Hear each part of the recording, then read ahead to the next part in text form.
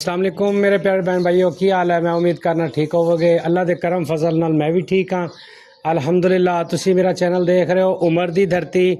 मेरा नाम है उमर खान। मेरा टेलीफोन नंबर है 0307032 8341। तो अल्हम्दुलिल्लाह मैं एक होर छोटी जी रिक्वेस्ट करना चाहांगा कि मेरे जेडे भी ओवरसीज़ भाई पाकिस्तानी ने ਉਹਨਾਂ ਲਈ ਖਸੂਸੀ ਦੁਆ ਕੀਤਾ ਕਰੋ। ਉਹ ਬਹੁਤ ਖੁਸ਼ ਹੁੰਦੇ ਨੇ ਮੈਂ ਜਿਹੜੀ ਵੀਡੀਓ 'ਚ ਵੀ ਕਹਾਂ ਨਾ, ਤੇ ਉਹਨਾਂ ਨੂੰ ਦਿਲੀ ਖੁਸ਼ੀ ਮਿਲਦੀ ਹੈ, ਦਿਲੀ ਰਾਹਤ ਮਹਿਸੂਸ ਹੁੰਦੀ ਹੈ। ਉਹਨਾਂ ਨੂੰ ਇਸ ਚੀਜ਼ ਦਾ ਅਹਿਸਾਸ ਹੁੰਦਾ ਕਿ ਵੀ ਸਾਡੇ ਆਪਣੇ ਵੀ ਕੋਈ ਚਾਹਣ ਵਾਲੇ ਹਨ।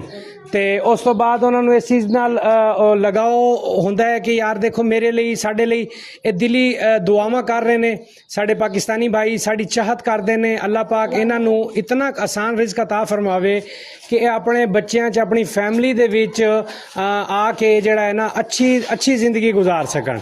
ਤੇ ਬਾਕੀ ਇਨਸ਼ਾਅੱਲਾ ਅੱਲਾਹ ਪਾਕ ਖੈਰ ਕਰੇਗਾ। ਉਸ ਤੋਂ ਬਾਅਦ ਮੈਂ ਅੱਜ ਤੁਹਾਡੇ ਲਈ ਬੜਾ ਹੀ ਇੱਥੇ ਆਪਣਾ ਵੀਡੀਓ ਦਾ ਸਟਾਰਟ ਕਰਨੇ ਆ। ਬਹੁਤ ਹੀ ਖੂਬਸੂਰਤ ਅੰਦਰੂਨ ਸ਼ਹਿਰ ਦੇ ਵਿੱਚ 10 ਮਰਲੇ ਦਾ ਗੈਸ ਵਾਲਾ ਕਾਰਨਰ ਦਾ ਮਕਾਨ ਲੈ ਕੇ ਹਾਜ਼ਰ ਹੋਏ ਹਾਂ। वो भी मैं तुम दिखाना आज विजिट कराना। और इंशाल्लाह 2 साइडा ने और बहुत बड़ा घर है, बहुत वसी घर है, काफ़ी फ्रंट है उदा। और मैं अपने कैमरामैन को कहांगा ज़रा वाइड एंगल के इधरों भी दिखावे। और रजिस्ट्री इंतकाल वाला घर है। और सब तो बड़ी गल है कि मोटरवे इंटरचेंज तो लाहौर मोटरवे इंटरचेंज तो तकरीबन 4.5 घंटे की मुसाफियत है। और उस तो बाद 4.5 तो 5 घंटे की मुसाफियत है इंटरचेंज तो इस घर तक। और इतने स्कूल कॉलेज और अल्लाह तुहाडा भला करे आबादी के लिहाज नाल देखा जाए तो कम अज़ कम 3500 तो 4000 इतने घर है। तकरीबन गली जिहड़ी है तकरीबन एक XLI GLI या सिटी गड्डी नॉर्मल आराम नाल ईजीली गिराज दे विच खड़ी हो सकती है। 2 गड्डियां दा गिराज है और बिल्कुल रीजनेबल प्राइस दे विच लैके हाजिर होए हाँ।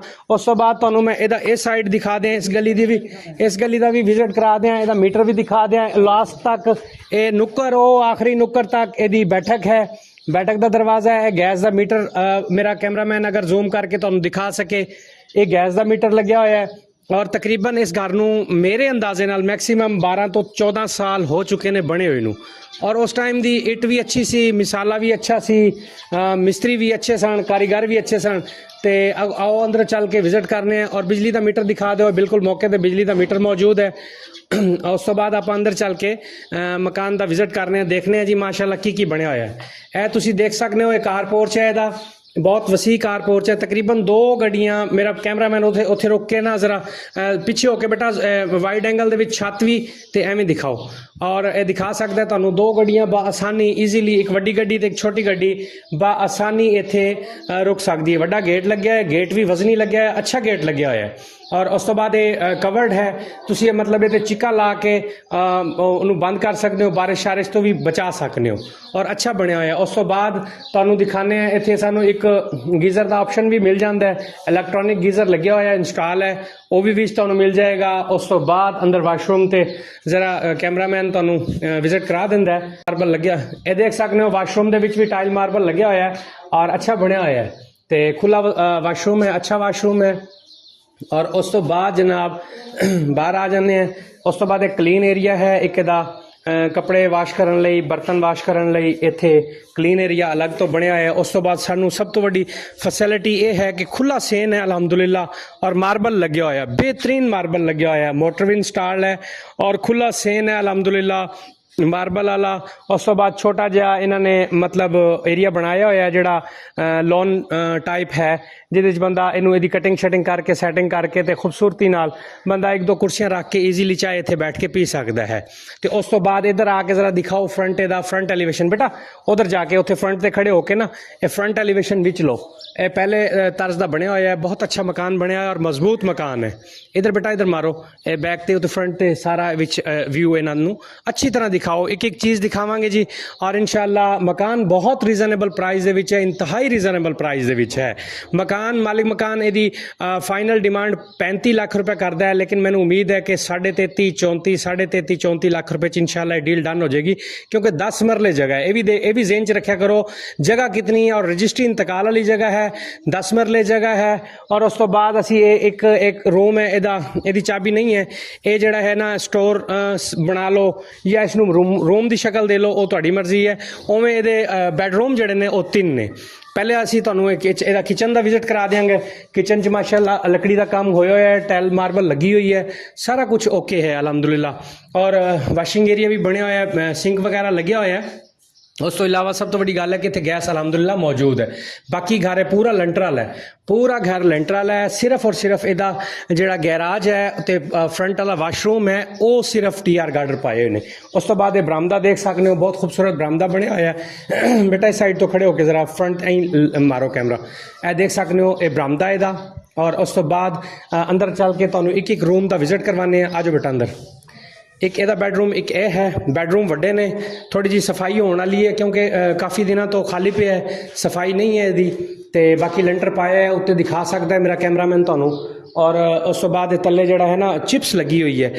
ਪਹਿਲੇ ਲੱਗਦੀ ਸੀ ਚਿਪਸ, ਅੱਜ ਤੋਂ 10-15 ਸਾਲ ਪਹਿਲੇ ਉਹੀ ਚਿਪਸ ਲੱਗੀ ਹੋਈ ਹੈ। ਲੇਕਿਨ ਜਦੋਂ ਸਫਾਈ ਹੋਵੇਗੀ ਨਾ ਮਾਸ਼ਾਅੱਲਾ ਸਾਫ ਸੁਥਰਾ ਇਹਦਾ ਸਿਨ ਨਿਕਲਿਆ ਆਵੇਗਾ। ਔਰ ਦੂਸਰਾ ਇੱਕ ਬੈਡਰੂਮ ਹੋਰ ਤੁਹਾਨੂੰ ਵਿਜ਼ਿਟ ਕਰਾਣੇ ਹੈ, ਦੇਖ ਸਕਦੇ ਹੋ। ਬੈਡਰੂਮ ਦੇ ਨਾਲ ਹੀ ਇਹ ਦੇਖ ਸਕਦੇ ਹੋ AC ਵੀ ਇੰਸਟਾਲ ਹੈ ਔਰ ਇਹਦੀਆਂ ਸ਼ੀਟਾਂ ਵੀ ਲੱਗੀਆਂ ਹੋਈਆਂ ਨੇ। ਛੱਤ ਦਾ ਕੰਮ ਜਿਹੜਾ ਹੈ ਉਹ ਮੁਕੰਮਲ ਹੈ, ਲੈਂਟਰ ਹੋਇਆ ਹੋਇਆ ਹੈ, ਸਾਰਾ ਕੁਝ ਓਕੇ ਹੈ, ਬਿਜਲੀ ਮੁਕੰਮਲ ਹੈ।